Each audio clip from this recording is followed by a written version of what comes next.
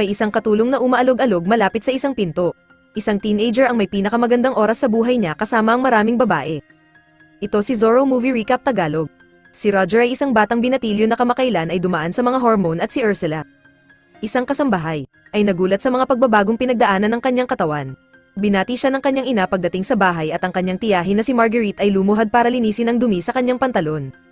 Nang maglaon, naglalaro si Roger at ang kanyang kapatid na si Bertha sa bukid at nakasalubong nila si Mrs. Muller. Nang walang anumang kahihiyan ay nagpasya siyang umihi sa harap niya. Si Roger ay hindi sinasadyang natisod sa mga taong nagsasaya sa kakahuyan. Napansin siya ng babae kaya tumakbo si Roger sa kahihiyan. Kapag naghahapunan sila, napansin ni Roger ang kasambahay, si Helene, na nakangiti sa kanya. Sinabihan ng nanay si Kate na dalhin si Bertha sa kama. Maya-maya pa ay nakahanda na si Roger para matulog.